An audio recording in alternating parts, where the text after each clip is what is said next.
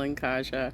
I'm going to cover this for a second because I like to, when I can, I like to jump in on your show, but now your show overlaps with House of the Dragons, which it presents a scheduling problem for me. Okay, so let's go over this commentary that you have here because I know a thing or two about it. Younger than us. I want to see that movie again. I haven't seen it in a while. One of those two brownies had a big career after that. One of them did not. It's funny, the other guy. But Jimmy Dore's set, like, his joke was that he was like, he kind of inferred that he was drunk driving and he hit a pedestrian. And the joke was that he was like, "Are you okay? Are you okay?" And he's like, and the guy, and then the guy looks at me, he's like, "Well, sorry." And that was like his joke. Like, that I was like this callous drunk driver that hit a pedestrian and then just kept going. Right?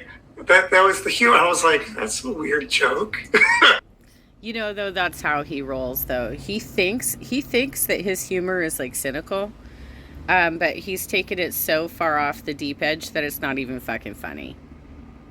Right? He had good control of the particular audience he had. I remember one of his audience members, and I don't know if it's worse than it could have been, but like one of his audience members was talking about another politician down in Florida. I can't remember his name now. His name is Tim Canova. And so let me give you some backstory on this dude. Tim Canova actually used to teach at Chapman University, Nial. He was from Orange County. He actually used to be the alternate to Dr. David Sonneborn for Central Committee here in Orange County when he was still a Democrat. He fell in with Nico House when he moved to Florida to challenge Debbie Wasserman Schultz. That's the other name that you're going to be searching for. Debbie Wasserman Schultz, who was formerly the chair of the DNC that was the one that was like helping Hillary thwart Bernie during the primary in 2016. That's the big claim to fame here, is that Debbie Wasserman Schultz had to resign in shame when the WikiLeaks came out the summer of 2016 and revealed that she had actually been tipping the scales for, I don't know what's going on down the street there, but when it was revealed that she was tipping the scales for Hillary Clinton during the primary. So that's the big significance there. But then Tim Canova fell in with Nico House, which is part of the Convo Couch Jimmy Dore network of nonsensical people. He decided to leave the party, run as an independent, and he's been basically a floundering conspiracy theorist ever since. All right, let's see what else you got to say about him. I had a lot of back and forth about him for a while. I'm terrible with names. Andrew Gillum? No, he was running against the Debbie Wasserman? Debbie Wasserman Schultz, yeah. And I can't remember his name now. It's probably in the comments already.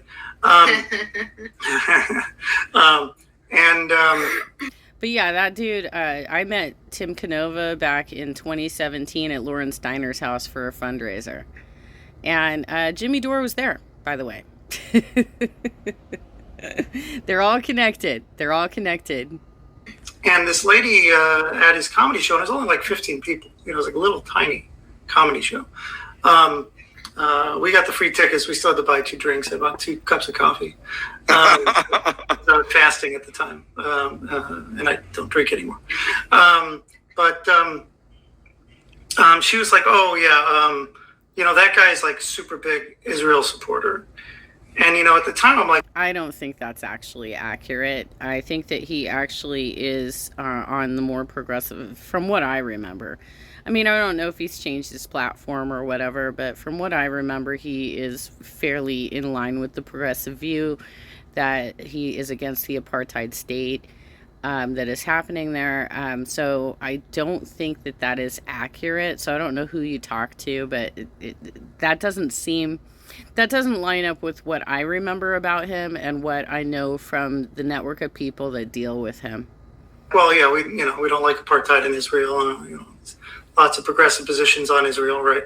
But I'm almost wondering if it wasn't something else, like, is why they had an issue with that, right? Like, there's a lot of. Well, it could be all kinds of things. He's a slimy dude. I'll be real. He's a slimy dude, and he gets involved in conspiracy theories. He even got involved in conspiracy theories against me and Don Ford. Anti-Semitic people around that circle as well. But, not that interesting a story. I remember Ron really wanted me to drink with him, wanted us to, and we had to go, right? I don't remember that. I remember him being really aloof. I remember trying to, like, engage him a little bit in conversation, and he wouldn't even, like, look at me. Yeah. It was weird. Maybe it's because my head was buzzed, and he just didn't like girls with, like, a man. I tried to introduce him to... Being real, Caja, I think he likes the girls big. Because, like, when I met Ron Placone, I weighed about 200 pounds, and he was totally hitting on me, and he had one of his handlers send me pictures from the night a couple days later. Mondo, and because Mondo was trying to do comedy, and he was, like, not very warm about it. No, he was kind of an asshole. Yeah, he was kind of an asshole. But Ron, to his credit, did stop working with Jimmy. So I have to wonder if that's because, Ron really is a little more, really is progressive, and he just had the job. Well, I hope that's true. If that's true, then I applaud you, Ron. I think that is the direction that you need to go, but I think you need to take it a step further and completely separate yourself from this conspiracy theory network. My 2 cents.